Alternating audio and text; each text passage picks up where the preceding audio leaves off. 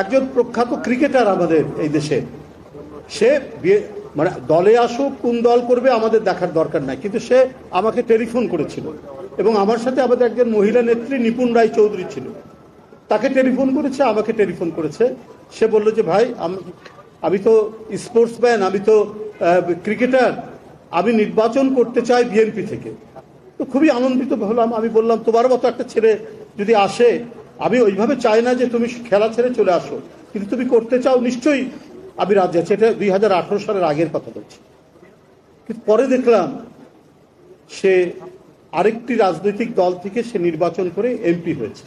তারপর মনে হয়েছে তার উপর চাপ প্রয়োগ করা হয়েছে, তাকে নানাভাবে উৎপীড়ন করা হয়েছে এবং তার যে খেলার যে প্রতিভা এবং তার জাতীয় আন্তর্জাতিক যে পরিচয় খেলার মাধ্যমে, সেটাকে নিশ্চিহ্ন মুছে দেওয়ার জন্য নানাভাবে চাপ প্রয়োগ করে তাকে নিয়ে যাওয়া হয়েছে তার দিকে। এইটা কেন? অনেক দিন থেকেই মোহামেডানের সাথে জড়িত, কিন্তু আমরা আমাদের উপর যে দায়িত্বটা থাকা দরকার, যে করণীয়গুলো করা দরকার, সেগুলো আমরা লোকমান হোসেন ভূঁইয়ার উপরই ছেড়ে দিয়েছিলাম। বাবা তুমি করো, তুমি দেখো, আমরা তোমার সাথে আছি। এটাই ছিল আমাদের মানে এক ধরনের মনের কথা, সেইভাবেই মানে চলে এসেছে। যাই হোক, আমরা ছোটবেলা থেকে যখন ক্রীড়া চেতনা আমাদের মধ্যে এসেছে, আমরা সেই সময় থেকেই কেন জানি এই মানে স্পোর্টস সংগঠনটির সাথে আমাদের মন প্রাণ সব আমরা জুড়ে দিয়েছিলাম। আমি 70 দশকের শেষের দিকে যদি বলি, ওই সময় আমরা কলেজ পার হয়ে ইউনিভার্সিটিতে ভর্তি হচ্ছি। এই সময় তুমুল জনপ্রিয় হচ্ছে ফুটবল। বাংলাদেশে ফুটবল খুব জনপ্রিয়, ক্রিকেট জনপ্রিয়তার অত উপরে আসেনি যেটা ফুটবল ছিল। এবং সারা দেশের তরুণরা যেন বিভক্ত মোহামেডান এবং আবাহনীর মধ্যে। আমি সেই তরুণদের মধ্যে একজন ছিলাম সেই সময় 79-78-এ, যে মোহামেডানকে সমর্থন করা শুরু করেছিলাম। কি কারণে করেছি না করেছি এটা জানতাম না, শুধু কোনো একজন বিখ্যাত ব্যক্তির একটি সাক্ষাৎকার আমি পড়েছিলাম সেই সময় দৈনিক পত্রিকায়। তো তাকে জিজ্ঞেস করেছে যে আপনি মানে ওই সময়ের জনপ্রিয় দুইটি দল মোহামেডান এবং আবাহনী, তো এর মধ্যে আপনি কাকে সমর্থন করেন? তখন এটা নিয়েই, ক্রীড়া বলতেই তখন এগুলো নিয়েই আলোচনা হতো। তো বিখ্যাত লোকেরা, তিনি বোধহয় একজন অভিনেতা ছিলেন আমার যতটুকু মনে পড়ছে, তো তিনি বললেন যে আমি অত শত বুঝি না, আমি ঐতিহ্য আমাকে টানে। তো গোটা সাক্ষাৎকার পড়ে আমি বুঝতে পারলাম যে তিনি মোহামেডানের মানে সমর্থক। এই ঘটনাই আমাকে অনুপ্রাণিত করে এবং সেদিন থেকে এই সংগঠনটির সাথে জড়িত হয়েছে। কারণ এই যে ঐতিহ্য আমাকে টানে যে কথাটি বলেছিলেন সেই প্রখ্যাত গুণী ব্যক্তি, পরে দেখলাম সেই ব্রিটিশ আমলে কলকাতা থেকে শুরু করে মোহামেডানের যে ঐতিহ্য, সেই ঐতিহ্যের ধারাবাহিকতায় আজকে এই জায়গায় এসে দাঁড়িয়েছে। তো সুতরাং এই সংগঠনটিকে সমর্থন করা যায় এবং তখন থেকেই মনের মধ্যে পঠিত হয়ে গেল যে আমাদের যে ক্রীড়া চেতনা, সেই ক্রীড়া চেতনায় আমরা মোহামেডানের সমর্থন। তাই যখন আমাদেরকে এর সাথে অন্তর্ভুক্ত করলো লোকমান হোসেন ভূঁইয়া, আমরা নির্দ্বিধায় এটার সাথে যুক্ত হলাম। কারণ নিজের প্রিয় সংগঠন, নিজের প্রিয় ক্লাব, নিজের মানে প্রিয় যে পরিসর, সেখানে যদি অন্তর্ভুক্ত হতে দেখি তো নিঃসন্দেহে সেটা মনের মধ্যে ভালো লাগবে। কিন্তু আমি আগেই বলেছি যে সমস্ত দায় দায়িত্ব সেই পালন করতো, আমরা এখানে মানে এর সদস্য হিসাবে যে দায়িত্বটা পালন করার কথা সেটা আমরা করতে পারিনি, কিন্তু ভালো লাগাটা থেকে গেছে। এবং খবরের কাগজে যখন মোহামেডানের বিভিন্ন সাফল্য দেখতাম, সেই সাফল্যে নিজের হৃদয় উদ্বেলিত হয়ে উঠত, আনন্দিত হতাম। যাই হোক, আমি সর্বশেষ একটি কথা আমি বলবো, এটাই আমার যেটা মনে হয়েছে। ওই যে একটা আমরা প্রবাদ শুনে এসছি না, মানে বন্যেরা বনে সুন্দর, শিশুরা মাতৃ করে। যার সাংগঠনিক প্রতিভা আছে, আমি সংগঠন বলতে পলিটিক্যাল সংগঠন বলছি, আমি স্পোর্টস সংগঠন বলছি, যারা এর প্রতিভা আছে, যারা ভালো খেলতে পারে, যারা দক্ষ এবং এই খেলাতেই যারা মেধাবী, তারা যেন সমান সুযোগ পায়, তারা যেন জায়গা পায়।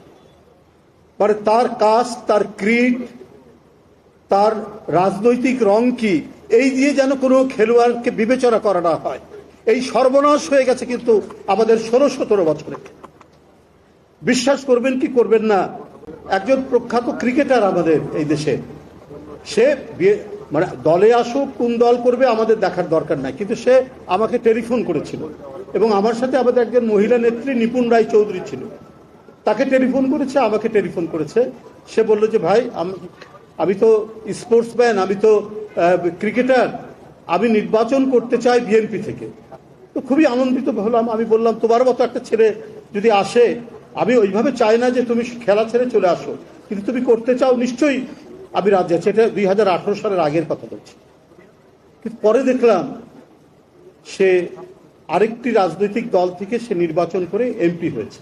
তারপর মনে হয়েছে তার উপর চাপ প্রয়োগ করা হয়েছে, তাকে নানাভাবে উৎপীড়ন করা হয়েছে এবং তার যে খেলার যে প্রতিভা এবং তার জাতীয় আন্তর্জাতিক যে পরিচয় খেলার মাধ্যমে, সেটাকে নিশ্চিহ্ন মুছে দেওয়ার জন্য নানাভাবে চাপ প্রয়োগ করে তাকে নিয়ে যাওয়া হয়েছে তার দিকে।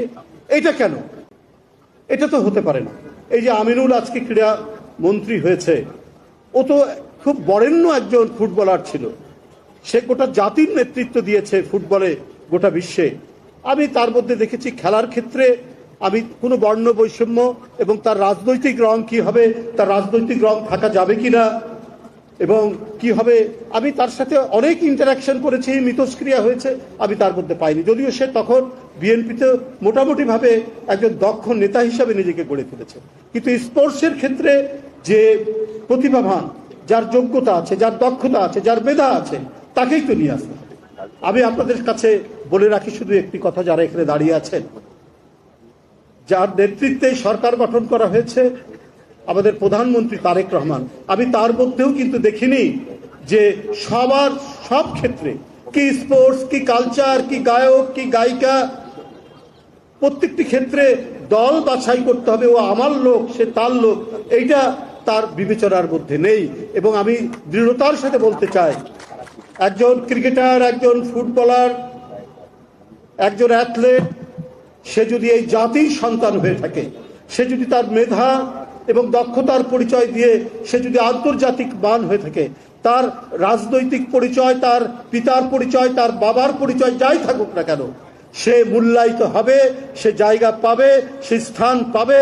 তার কোনো রং বিভাজিত করতে পারবে না, কোনো রং দিয়ে তাকে সরাতে পারবে না তার নিজস্ব অবস্থান থেকে। সেই পরিস্থিতি, সেই প্রক্রিয়াটাই ইনশাল্লাহ সেটা তৈরি হচ্ছে, সেটা তৈরি হবে জনাব তারেক রহমানের নেতৃত্বে। যাই হোক, আমি মনে করি যে মোহামেডানের যে ঐতিহ্য, মোহামেডানের যে কৃতিত্ব, মোহামেডান যেভাবে এদেশের মানুষের হৃদয়কে ছুঁয়ে গেছে, সেই মোহামেডান এখনো তার অস্তিত্ব ধরে রেখেছে। ভবিষ্যতে উত্তরোত্তর ক্রমবর্ধমানভাবে সে তার এই সুনামকে সে ধরে রাখতে পারবে। এবং এখানে আমাদের অত্যন্ত প্রিয়জন একজন মানুষ সভাপতি হয়েছেন, তিনি হলেন বরকতুল্লাহ ভুলু। তিনি শুধু রাজনৈতিক পরিচয় পরিচিত না, একজন দক্ষ সংগঠক, সর্বক্ষেত্রে এবং সবার সাথে মেশার এক অসাধারণ তার ক্ষমতা রয়েছে। এই কারণেই তিনি তার এলাকা থেকে যখনই নির্বাচন করেন তখনই তিনি জেতেন। এবং তার মতো একজন, মানে আমি বলবো যে খুব ক্ষিপ্র, তীব্র, দক্ষ মানুষ যেখানে নেতৃত্ব দিচ্ছেন, সেই সংগঠনটি মানে স্পোর্টস সংগঠন, এটা একটি ক্রীড়া সংগঠন, কিন্তু ক্রীড়ানুরাগী মানুষদেরকে তিনি আনন্দিত করবেন। এই ক্লাবটির যে নানা শাখা আছে, সেই শাখার বিভিন্ন প্রতিযোগিতামূলক মানে যে প্রতিযোগিতা হবে, সেখানে মোহামেডানের যে কৃতিত্ব, সেই কৃতিত্বটা তিনি আগের মতো ফিরিয়ে নিয়ে আসতে পারবেন এবং সেটা বাড়বে। তার সাথে লোকমান হোসেন ভূঁইয়া, সে তো এটাকে ধরেই রেখেছে। আমি তাদের সাফল্য কামনা করছি। নতুনভাবে তারা নির্বাচিত হয়েছেন। জনগণ প্রত্যাশা করে, সারা দেশের মোহামেডানের যারা অনুরাগী আছেন তারাও প্রত্যাশা করেন মোহামেডান তার সাফল্য, তার কৃতিত্ব এবং তার অতীতের উজ্জ্বলতা নিয়ে ফিরে আসবে সবার কাছে। সকলকে ধন্যবাদ। খোদা হাফেজ।